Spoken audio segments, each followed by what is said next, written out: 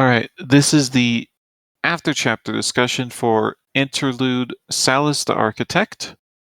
We'll just start off the bat with um, general impressions that everyone has for the chapter.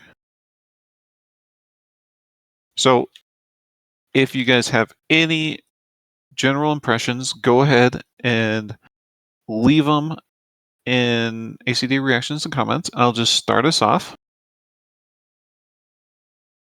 I thought the chapter was a good, 8 out of 10, despite what Sir Bear says. I'm not always 9 out of 10. Huh. So yeah, I thought it was a good 8 out of 10 for me. I really enjoyed it. It was a fun interlude for, it was supposed to be a shorter interlude, but Paradaba being Paradaba wrote 24,000 words or something like that. I forget the exact word count. But yeah, it was a good solid 8 out of 10. I really liked the focus on Saliss and his struggles with the new leadership of Palace and how they're kind of trying to crack down on him and trying to make him conform, but Saliss being Saliss and the leadership being pretty stupid so far. They've been pretty bad. They've been playing the politics game rather than actually doing good things. So yeah, it hasn't been working out too well for them. It's gonna continue not working out too well for them. And Rose, we got to see a lot of Rose content this chapter, and I think she did actually pretty well, even though Rose isn't my favorite character ever. She did pretty well with talking to Saliss, and her and Saliss are gonna start to do more overt Turnscale and LGBTQ plus issues. And that's really, I know a lot of people have been waiting for that plot line. They've been saying, oh, Volume 8 is going to be that plot line. Volume 9 is going to be that plot line. And we did get some of it, but I think Volume 10 is where we're going to get a lot more of it, it seems like. So yeah, it was an 8 out of 10 chapter for me. I really enjoyed it. How about we go to you, Edron? I also enjoyed this chapter. I think 8 out of 10 is quite correct. I initially I know it's a bit of a I was thinking of skipping because I really didn't have time today, but I started reading and get instantly invested. Seeing Saliss like this was different. The normally chill dude, at least when he's in the inn, is now stressed, and it was interesting to see him interact in this manner with other characters. Um, the whole Turnscale plotline. Maybe it's better that now Sellers and now Rose has something to do again is taking care of it, because I can still remember that Aaron gave that quest to, or that things to Ilveris, but he probably kind of forgot about it, or didn't really take it seriously. And I'm excited to see where this is going, to be honest. Yeah, me too. I'm really looking forward to more of it in the future. I hope Rose doesn't die. Nah. Saliss was pretty clear that he thinks she's gonna die for this stuff. But, but, but, yeah. Thanks, Edron. Any final comments, Edron? No, not right now. Alright. Thank you. Sir Bear, how about you up next? I'm so happy for this chapter. I don't know which note to give it, but I'm so happy because Rose finally got some development. Because for those that don't know, I am someone that buck Rose a lot. And she is the last Earther from the Manual group that is getting developed, and it finally happened after she arrived in the inn pretty much since volume 7. So I'm so finally happy she got development. She's starting to get her own storyline, her own level. It feels so great for me. It's good. It's wonderful. Yeah, it's amazing to see Rose get her own storyline after so long. You know, she was in the meeting of tribes for a bit, but even there she was Yeah, more of a background character than anything. she was pretty much useless. Maybe she gained some class there, but we don't know. Yeah. Yeah, it was great seeing her get some stuff. Any other thoughts? No. I like the chapter, but my other thought would probably be and the other question and the answer for the other question. All right. Thank you, Sir Bear. How about you, Bleach Soul, up next? Yeah, I actually like this chapter like a lot.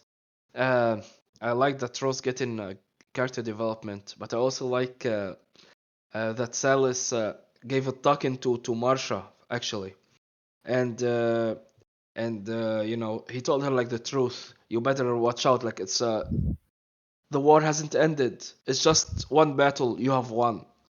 So I hope like Mrsha, as it was written that she has grown, you know, from talking from him talking to her like that. So I hope she takes that to heart and starts taking stuff more seriously, even though she's like a 7-year-old kid.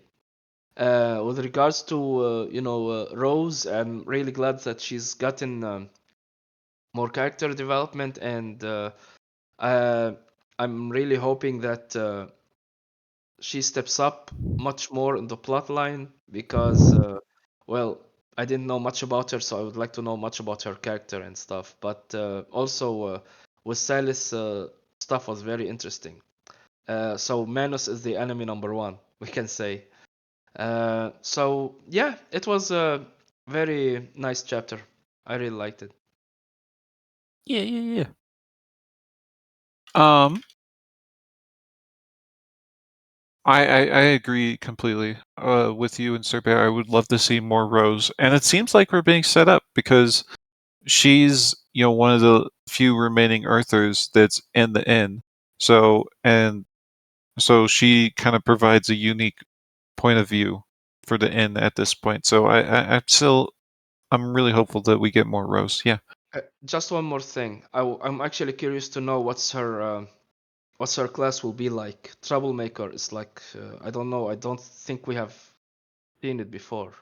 Yeah, I think it's like a low level version of Rebel, basically. I think that would be where it could go. It could go into other classes, but Rebel is like kind of what I was thinking. Um, thank you, Bleach Soul. Any other talkers? Nope. I'm gonna start reading Civ Seer, Civ's general impressions. I'm really impressed that Pirate wrote this chapter in one go with some minor editing. It was a nice reminder that Saliss isn't just an alchemy guy. There's more going on in their life. Alchemy and studying scythe isn't their entire thing. Rose has been neat. Glad to see a replacement for Kevin to step up to the chopping board. I like the end stuff. Always interesting to see the end through Saliss's eyes. He always brings a unique perspective to it, which I've enjoyed. Yeah, Saliss is definitely more than just alchemy, and this is a great look into that other side of him. Absolutely. Sir Bear says, minor editing. They added 5k words after and make the discussion with Rose bigger and more complex. This bisexual talk was added in the example was added in the edit per example. And yeah, Sir Bear is right. There was a lot of editing done on this chapter, and it was quite a bit, but it was worth it. It was definitely worth it. There were some great edits in there. Sivsir says, binder editing for pirate. Actually, that's pretty big editing, but yeah. Kanye says, I wasn't too much into it at the beginning, but I got invested. There was a good quantity of character development for both Saliss and Rose. I would have liked that there was a bit more of what they would do, but was happy with the chapter overall, and I'm also looking forward to future developments. Yeah, it was supposed to be more of a smaller chapter, and so it couldn't, do a lot of stuff, but it was still 24K words. So there was definitely a lot of setup for future developments in there. It was really cool. All right, I think that's all the general impressions. Let's move on to the first question. We're just going to start out with the biggest question, I think. How did this chapter's representation of LGBTQ issues hit for you? And were they done well? And what would you like to see more of in the future? Where would you like this plot to go, basically? And I saw quite a bit of people saying this was really well done LGBTQ plus issues, and that they were represented very well.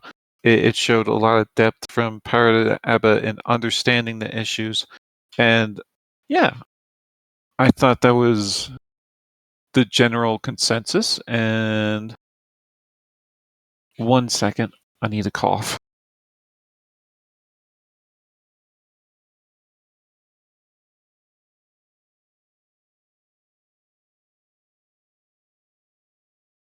Sorry, I got a cough. Sorry. But yeah, I saw a lot of people saying this was really done well, and they really enjoyed how real it was in LGBTQ representation. So yeah, I would agree with that sentiment too. I'm not like super in tune with that community, so I can't say too much about it. And in the future, I don't know. I don't know what I want to see in the future, but I do want to see more development of the Turnscale plotline, and just, maybe far down the line, some kind of resolution. Obviously, I don't think there will ever be like a complete resolution, just like how Saliss was talking to Mrsha about her and being a Doom Bear. There's always going to be more fights, more war, and there's always going to be that next time where things are just the same once more. So yeah, I think we won't ever see a true end, but I have hope that it'll come around and we'll do better. Anyways, Waimea says, not part of LGBTQ plus myself, but I asked a family member who is bi. The struggle with not being part of either group was basically something they experienced one-to-one, so I guess it hit the mark. Yeah, that's really something that a lot of bisexual people deal with, and get discriminated against by both groups. Is like, people on the outside say, "Oh, see them just as another part of the movement," and people on the inside see them as kind of like they can be whatever they want, so they don't actually have to be discriminated against. And yeah, it's common. Is a common type of discrimination against bisexual people. So yeah, it was true to form, I think. Bleach Soul said, didn't Aaron ask Ilveris to help out on this issue? So at least they have one big ally. Yeah, she did. But, Ilveris is currently in the north, dealing with his own stuff. So we'll see how well he can help out there. But he seems to be preoccupied at this time. So it's a little hard for him to help out. Maybe later on in this volume, Ilveris will be more available. Though at the same time, I kind of expect Ilveris to be in the north hunting for the walled cities from, this volume into the next, potentially even to the 13th volume. I don't know. We'll see on that one. I see several people typing. Edron says, to be honest, I think Pirate just forgot that the plotline with him even exists, or was just thrown out to give it to someone else. That's certainly a possibility, and I don't think they forgot. I think they might have just thrown it out for him to help to give it to someone else for now. But I don't think they forgot about it. I think he's just not going to be as involved for a while with it. Bleachel says he does not have to do much. He just has to speak about the issue. Yeah. Even just speaking out about it would help a lot. All right, Sivsir says, I'm no expert in this field beyond the ACE community, which I'm reasonably knowledgeable about. But what I really enjoyed in this chapter was the infighting inside the community, especially in regards to bi people. It's a big problem, and I'm really glad to see it addressed. There's a similar issue with ace people, where sometimes they get stuff like, why are you even here, by people? Suffering is suffering, and people forget that. Excellent point, Sivsir. It's certainly something that quite a few in the LGBTQ plus community struggle with.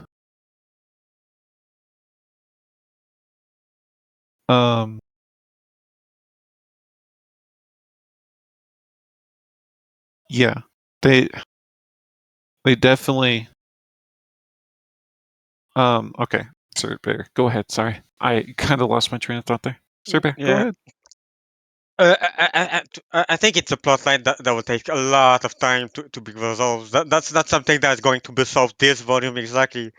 It's probably going to be solved toward the end of the wrongdoing in the web serial. Because it's as we know in real life, it's a fight that takes forever. Even today, it's not widely accepted. But in a way, I think I'm glad that it's a fight that will take a long time because there's a lot of LGBTQ plus character in the wrongdoing in, so they'll probably each have their spotlight or their time to help another person or help in the matters. Like in this chapter, in a way, I was glad that for the small part with Ieka in fear because I think Ieka spotted what Rose is in he was trying to help her hide in some way. While Rose said, "Screw that! I'm a troublemaker now. I do what I want." But yeah, You're right that it probably will take a long time for any of these issues to be resolved in any way. It's just hard, it's a really difficult to like. It's a really difficult issue to ever resolve in the story. I wonder if Pirate Apple will even try to resolve it, like in any way. Who knows? Like it certainly will be far down the line. We've had this, Turnscale plotline simmering in the background since about volume 5 in many ways, where Cell was confirmed as being a Turnscale, and then it was on the back burner for a while until volume 7 with Saliss becoming a more major character, and then still on the back burner for a long time. So we're getting progress, but it's just taking a while. Any other thoughts, Sir Bear? mm, not. I just hope each of the character in the LGBTQ plus community in Bandwagon get their own spotlight. Like Yerka, maybe I don't know if he's Ace. Unsure about that. Mhm. Probably Elir, Excel, and Mhm. I'm trying to remember who else. I'm Yerka, trying to. Fier, but Yeah. I talk about those. Um, uh, uh, Aika too. We saw her this chapter a little bit. Yeah. All right. Thank you, Sir Bear. I think that's enough for this question. Let's move on to the next one. Um,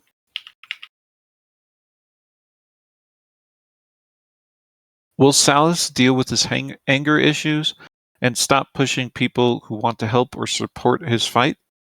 And was Saliss too much of an asshole when he talked with Mrsha? Did she need to learn what that now? Later? Will Mrsha bounce back?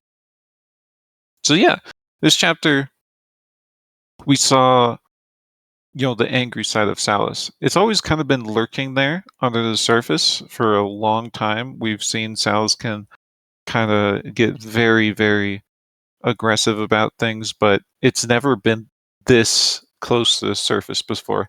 I think this is the most aggressive we've ever seen him. And it seems to be completely centered around the Turnscale issue and him having so much trauma in the past, losing so many different friends in the past, and just struggling with it so much. And I don't know if he can deal with these anger issues. Like he seems to have them under control most of the time.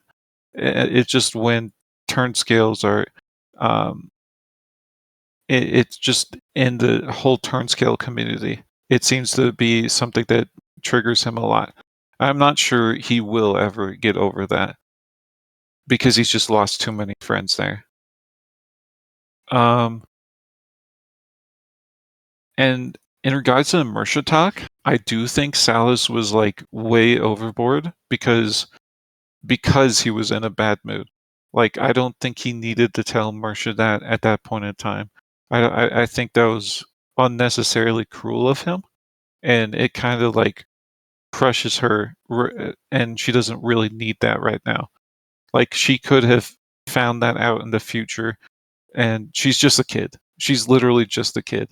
I don't think that was good of Saliss to do at all. But Mrsha has always bounced back. She will continue to bounce back. She's the best. All right, but those are my thoughts. Let's hear from you guys. Bleach Soul, go ahead. Yeah, I kind of understand like Saliss's anger and frustration because he tried. He have seen many of his friends die, and people who say they want to help and stuff. So I kind of understand why he's taken this extreme position, uh, and try to push everybody away because he's concerned because he was concerned about Rose getting herself killed. So he's just he doesn't want any martyrs for the cause. He just want to to have some kind of change. And like he mentioned about burning buildings and being rebellious and earlier in his life and stuff. Um, but I mean, it all builds up through the years, the bitterness, the frustration, and you get tired of people just talking about stuff without meaning them because he didn't know Rose, he didn't know like she meant it. So yeah, I think it's justifiable, but still, he was an asshole towards her. With regards to Marsha, well, yes, it was like a bit. It's premature to talk to her about this stuff, but I mean, it's still, and the way he did it too, like it was harsh, but it's still like nice for her to know, like it's not still like it's not over yet. There are still some remnants of the gnolls who want to kill the white gnolls. They haven't disappeared, all of them, and there are still the drakes who want who still want a war at one point with the gnolls. So uh, it's premature for her to know all of that, but still like nice to have her like at least prepare for the future, uh, and like have also these kind of thoughts in the background. Yeah, that's it. I mean, I understand where you're coming from, that it's good that she knows about it now, but at the same time, she's like there was a better way to do it than Saliss did it. Saliss did it in like the most brutal way he could think of, basically, telling her uh just with complete honesty. And I think that was just the wrong thing to do with Mrsha at that point in time, but I understand why he did it. And you're right. The bitterness has just built up for him over the years, and it's really hard for him. Um, but yeah. Thank you, Bleach Soul. Sir Bear, you want to speak? I think Saliss got angry so much this chapter because it's novel. At first, at the beginning of the chapter, Saliss like, I don't know what to do with my life right now. Do I do this set stuff? Do I go to the new land? Do I help Aaron somehow? And then he managed to explode his lab. So he's forced to deal with all of the icon and bullshit. With all the old situation is becoming. Edelin is in power somehow. He's creating a mess. Saliss is afraid of what is going to happen to Badass. And then I come in this to bring up the Turnscale issue. So it's Saliss was already a man that was a lot jaded, and then you put a nuclear bomb on him, and it's snowballed out of control. That's why he was so angry and he wanted to be pretty much he wanted to Edelin to pull out his sword and attack him to kill him. For the Mrsha talk, to Mrsha will definitively bounce back.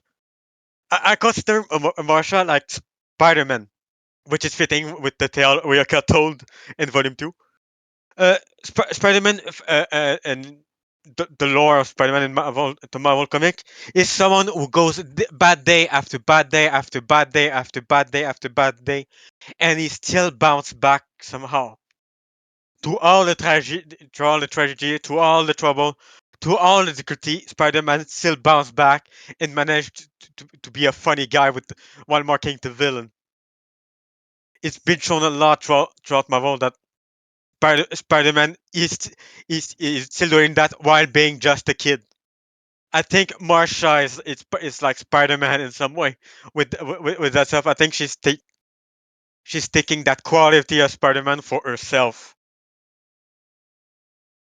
Maybe it was bad timing or bad execution, but Mrsha will bounce back for that conversation and he'll probably do something about it.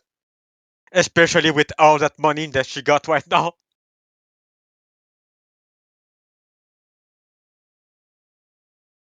Yeah, I'm sure the money helps.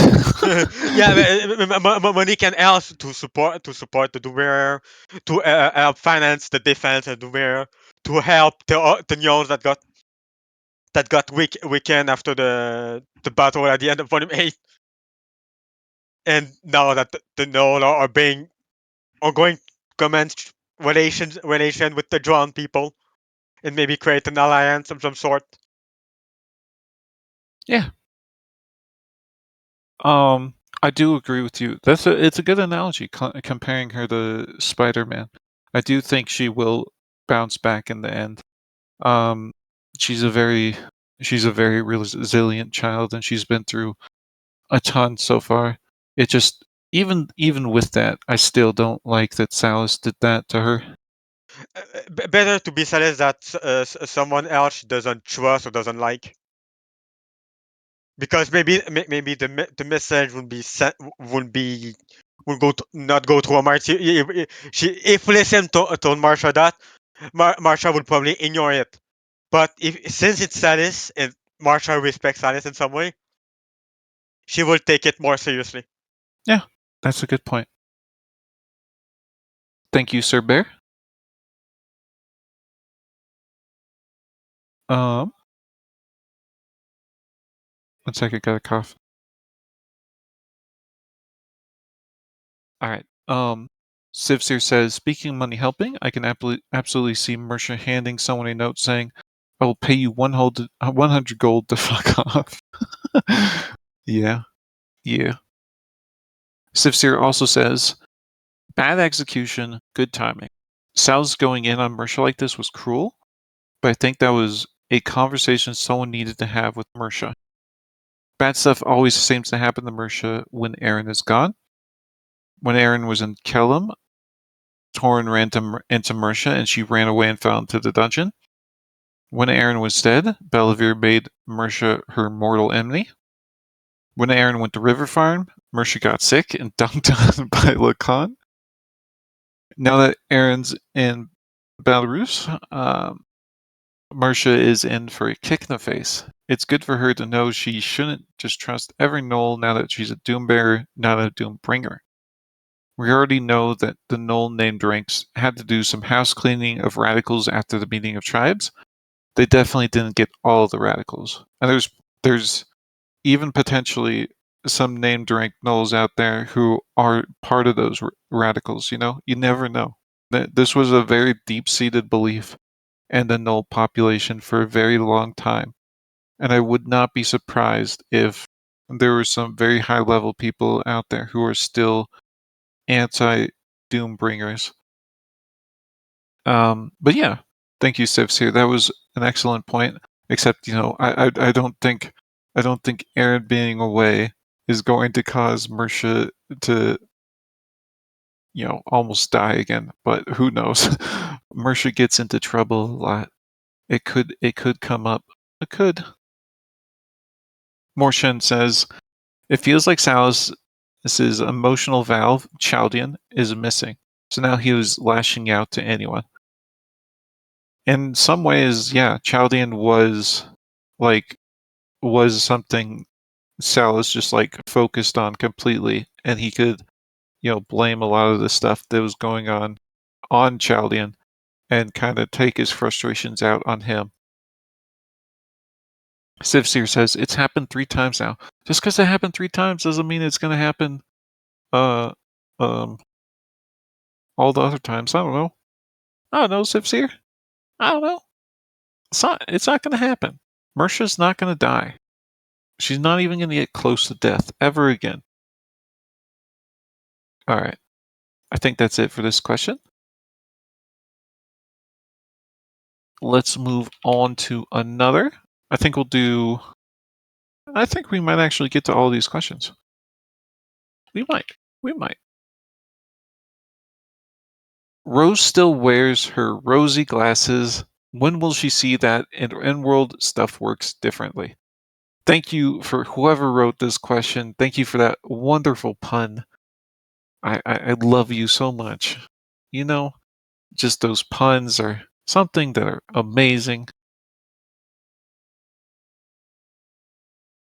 Anyways, I think in a lot of ways this chapter was about Rose getting those rosy glasses punched in by Saliss.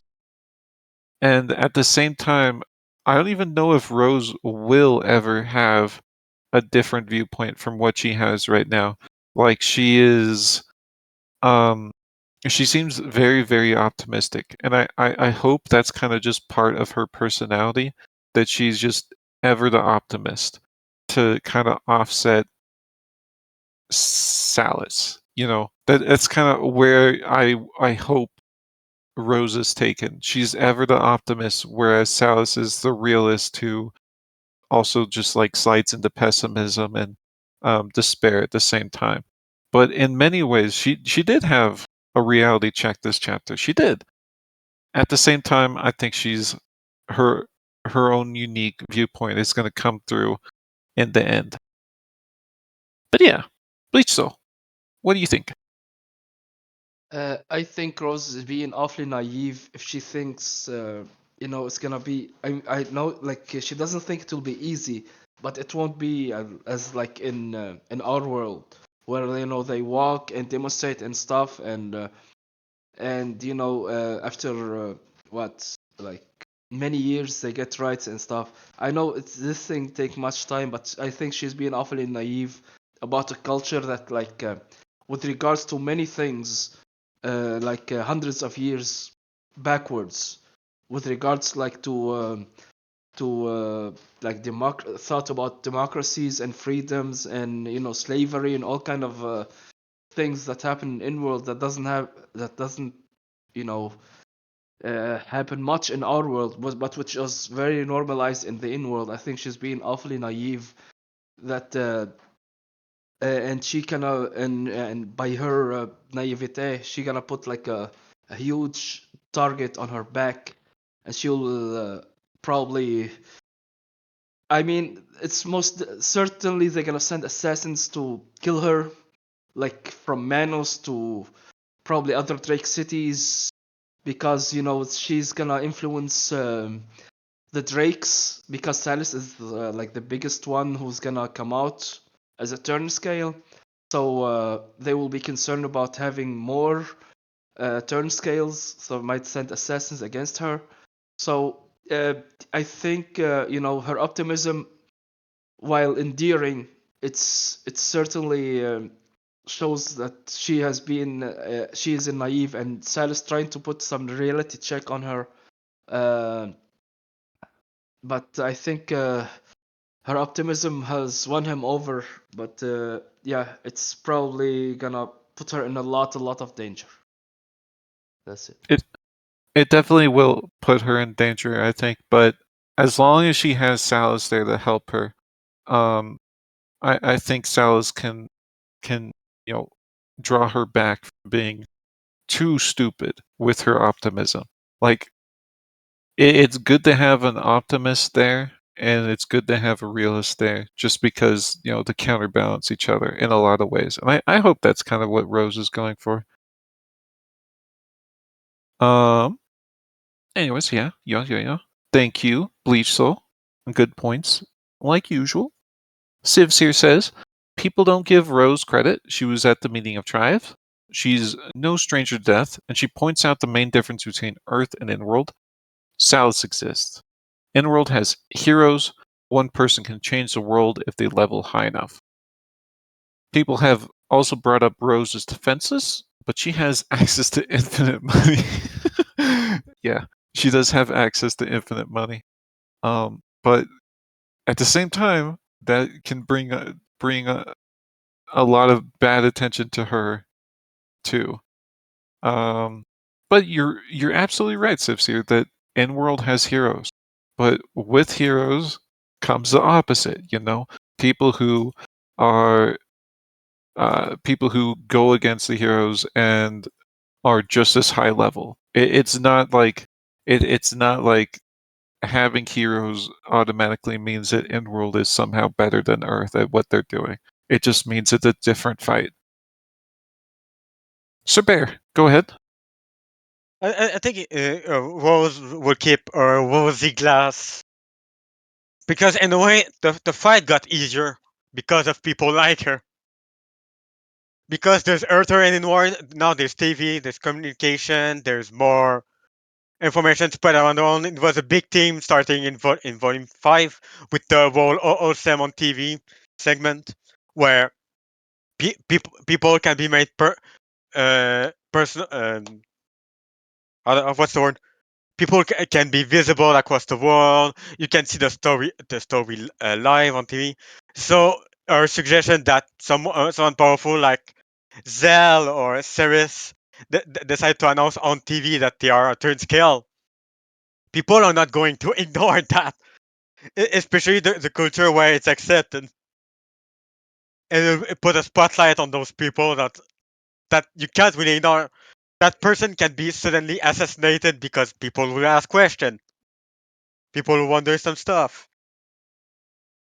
So in a way, Earl was a glass will stay there, and has reason to stay there because the fight got a lot easier.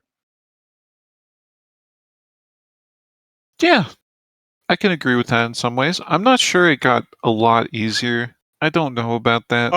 Obviously, it's not a lot easier, but it's a powerful tool that can be used Yeah, it is. with international pressure and all of that. Yeah, Because because absolutely. because just an example from real life. Up when the world was more in communication in the recent century, South Africa and the apartheid got lesser and lesser. The AIDS stuff got put on TV, if I remember correctly, also. So yeah, it will help. Yeah, it will. It will help. It will. But there's always, the counterpoint. You start getting propaganda put up there too, and that propaganda can completely outweigh any net benefit. But we'll see how it works out in the end. Thank you, Sir Bear. Let me just read out some comments now. Bacon Synergy says Rose at least knows it will be a war, but still has a lot to learn. I see how her low level a reflection of the growth she will need to eventually succeed.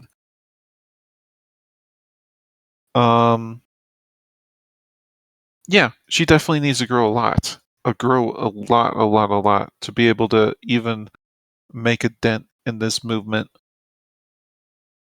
Superbred Ninja says 2 points. Remember how much longer Innworld's history is compared to Earth. The oldest settlement we found on Earth is around 12,000 year olds. Terry alone is 58,000 years old. And 2, remember we are looking at snapshots in history. On Earth, we had cultures that were more tolerant towards LGBTQ+ until Europeans colonized. Innworld may have had friendly cultures during the Crowler Wars or before, and we'd have no way to know. Yeah, it's definitely a very excellent point. It's kind of like the Doombringer / Doombear issue. In the past, Doombears were accepted. They were tolerated. They were, celebrated in a lot of ways. And then something changed, and all of a sudden they're enemy number one of the Gnolls. And, that could be the case with the LGBTQ plus stuff too. It could have been, in fact, the city that what's his face that Ilvris is looking for, the Purity City. That could have been what the Purity City had like a hand in doing in changing all of Drake culture into, being anti-LGBTQ. That could have been one of the things that caused their downfall or helped with their downfall. Morchen says the problem is that the other side has also heroes like the Prince of Humanity / Racism. I bet there is also some hero of bigotry. I hope not. I hope not. Sir Bear says a lot of cultures right now are friendly to LGBTQ plus, like the Selfids, lizards, and the gnolls somewhat. Yeah, they don't hate them nearly as much. Yeah. Bleedsoul, you wanted to Uh, speak? yes, I disagree a bit with Cerber with regard to international pressure. For it to be international pressure, there should be like countries or kingdoms that acknowledge with a lot of power that acknowledge the LGBTQ community. And there's no countries or kingdoms powerful enough to actually, as far as we know, so to actually put that kind of a pressure with regards like with the apartheid in South Africa, like all Europe and the United States, they were extremely powerful, both economically and militarily, and that's what put the pressure on South Africa. There is no equivalent to that in world. So with regards to international pressure, even the LGBTQ were accepted by the gnolls and lizard folks and the Selfids. It's not like they have major kingdoms who will support the rights of the LGBTQ uh, people, and so I don't think it works out like that. Besides, I don't think like what you can't put the brush on like all the lizard people will be supportive or all the gnolls or all the Selfids in that manner, but still it's nice to have bits of support, but I disagree with regard to international pressure because there's no powerful kingdoms there to actually pressure the drakes to change, or the humans for that matter. Sir Bear has a counterpoint. Sir Bear says Blighted Kingdom, which doesn't care as long as you fight the demons, Forgotten Wing Company, and maybe the Drowned. Yeah, there are some. I feel like there could be some pressure put on places by other kingdoms, but at the same time, I do agree with Bleachsoul that there aren't as many countries that are like super big allies of LGBTQ plus people, like the Blighted Kingdom. Sure, they wouldn't care as long as you fight the demons, but what do they care more about? All of Drake's society like supporting them, or a small contingent of LGBTQ plus people? I think they would care a lot more about getting support from Drake's society itself. And Drake's society is geared towards being anti-Turnscale, and that's just how it has been for a long time. So the Blighted Kingdom, I don't think would step into the issue at all. And Forgotten Wing Company, maybe they would, but at the same time, the Forgotten Wing they're embroiled in a lot right now. A lot. And the Drowned just don't have too much outside pressure. Like, they just don't. Not yet. Maybe in the future.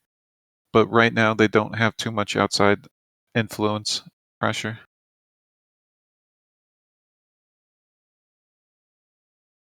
Anyways, I see Civs here typing. Let me look at the next question. And okay, Civs here says Stitch folk are good about trans people. No idea on the rest. Yeah, but they do have their own issues with, like, what were they called?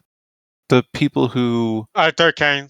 Yeah, alter kind. They do have their own issues with that particular subset of people. Cast members as well, yeah. They have a lot of caste issues. Anyways, I think we're good on this question. Let's move on to Chaldion.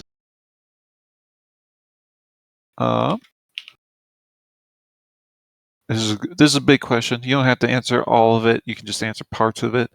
Will Chaldion ever recover? He seems able to be able to win against Mrsha in chess still. Very big accomplishment. And what does the checkmate scene mean with what does the checkmate scene with Chaldion mean? Is he faking? Is he realizing Saliss checkmated him? Is he getting his intelligence back? And did Chaldion delay the upcoming Turnscale changes till after he was no longer in charge? So there's a lot of stuff. I'll just go with I'll talk about the first 2 points. I think Chaldion is, like, kind of stuck in his own mind right now. He's, like, really. I don't think he's.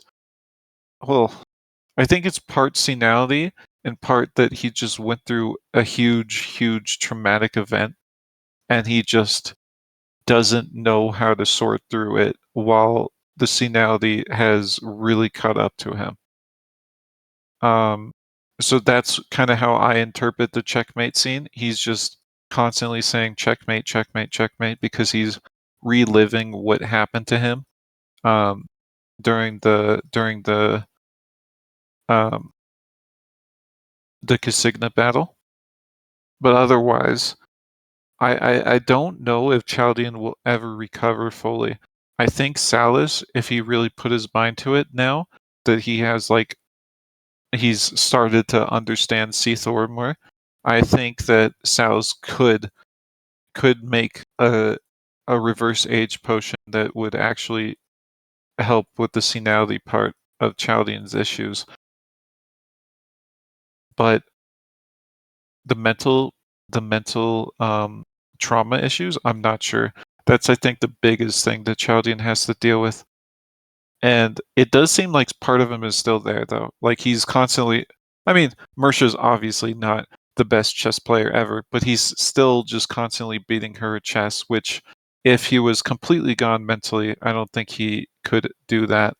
But he still is able to. But did Chaldion delay the upcoming Turnscale changes till after he was no longer in charge? I mean, yeah, he kind of did. He knew what Saliss was like. He knew he could keep checkmating Saliss basically in the whole Turnscale debate for a very long time, and he kind of delayed that as much as possible. But with his, quote unquote death, it's not real death, but I'm just going to call it that. He just everything is starting to move again because he's no longer there as the bulwark against Saliss's changes. So yeah, he did kind of delay it until after he was dead. Dead, not really dead, but he's close to dead right now. Those are my thoughts. Oh, one other thing.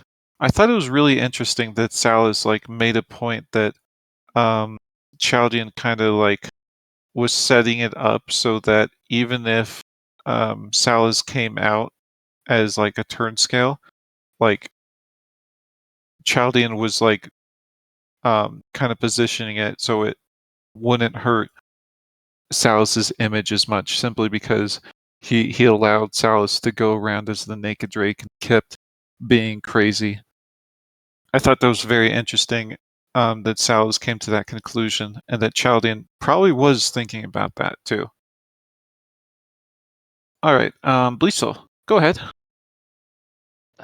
Yeah, I don't think Chaldion is pretending.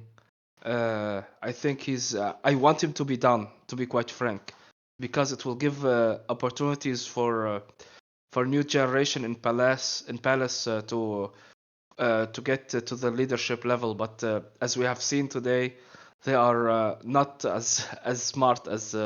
I mean, they were disappointing Saliss with regard to that issue. Uh, I I actually I think I don't think I think with regards to checkmate, I think like he just has like this kind of word probably in his mind, just playing over and over again. I'm not sure if he's back in any way, shape, or form. He's just like not a drooling puddle, but he's not a vegetable, but still like somewhat bit conscious. Uh, yeah, but mostly I just don't want him to be back, to be quite frank. I just want Palace to maybe rise to the occasion or just not rise at all, to be quite frank. So either they get some competent people or they get destroyed by their own hubris, like what they did with Saliss. That's it. I don't really want I don't really want Chaldion to recover either. Like right now, obviously, I definitely don't want him to recover in the near future. But I do think in like a volume or two, when Chaldion could recover if Saliss like really wanted him to, if he worked at it. I think that it's definitely a possibility down the road. But I think he'll be kind of in this comatose state for a long time. But thank you, Bleitzel.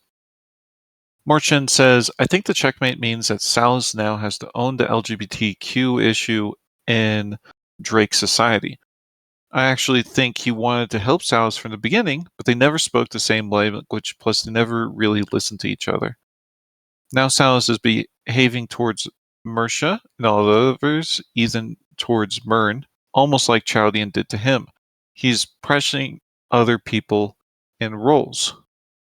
You know, that's an interesting way to look at it. That he's kind of behaving like Chaldion here, and you're actually right in that he is behaving very Chaldion-esque, and I think Chaldion's death / comatose state has had a lot more of effect on him than he wants to admit to himself. But yeah, thank you, Morchen. Kania says he should recover, even if partially at some point. Not being able to die could lead to some powerful scenes. Yeah. I don't know if we still don't know if it's like a permanent state of being that he just can't die. We don't know. But I think it's not that. I think he was just not being able to die in that one battle. But we'll see in the future. Civ Sears says, I think the dementia got Chaldion. Sal's mentioned at some point that they used a healing potion on him, and I think that rapidly progressed his dementia. Chaldion has a knighthood waiting for him in my eyes. He absolutely will recover in volume 11 to 12. I think a Fayflower youth potion like the one Sal's provided Maviola, the ones that make you young again, both in body and mind, one of those will fix right up. And young Chaldion was an interesting guy. We get this scene where the system was like, bro, what happened? You carried your dead friend for miles to get him help and stabbed a Stitchman in the head after dragging your friend for miles on a broken leg? I think a true youth potion will fix him right up. In regards to checkmate, I think the metaphorical camera panned over to him at the right moment. The reason the camera panned over to him at the moment was because Chaldion had won. Saliss has to become the leader that Chaldion always wanted him to be to change Palace. He has to be the next Zell, which is what Chaldion has always wanted. You know, that's absolutely true. That is something that Chaldion has always wanted, but I don't think Chaldion wanted it in this way. So, like, yes, Chaldion kind of got what he want, but at the same time, Saliss is doing it in his own way, which is very good as well. But yeah, you're probably right on why it panned over to him. Just saying checkmate, checkmate, checkmate. That's a good, very, very good point, Sivsir. Sir Bear, you're up next. Go ahead. I'm one of those that think that Chaldion is faking a bit in his form. Obviously, he's still got the problem, to dementia, to Alzheimer, and all of that. But I think he's exaggerating that stuff because every single time we see Chaldion in the inn, it's like Chaldion watch, Chaldion watch, Chaldion watch. You watch the interview with Erin. You watch the discussion between the United Nations and the inn people. You watch you watch everything. I don't think Parataba is saying that for fun, and saying like, "Oh, Shaljan is there too," watching as a random detail. I think Parataba is making a point that Shaljan is doing something by being on his on the wheelchair. But yeah, I think Simsera is right in the way that Shaljan won. Saliss is apology. And Saliss is becoming one of the leader of Palas, whether Saliss thought it or not. Saliss straight up said to the new Eye Command, "Do that, do that, do that." Saliss is in the contest with for the next leadership of Palas that are between Saliss, Oniva, if Saliss goes full Oniva, SR, Edelen, and probably Shaljan if Shaljan heal and decide to still be with Palace and don't go for a knighthood like Sub-Zero one. So yeah, it's the middle of the fight for power that we don't know the result, but it's going to be an interesting storyline for Palace in some way.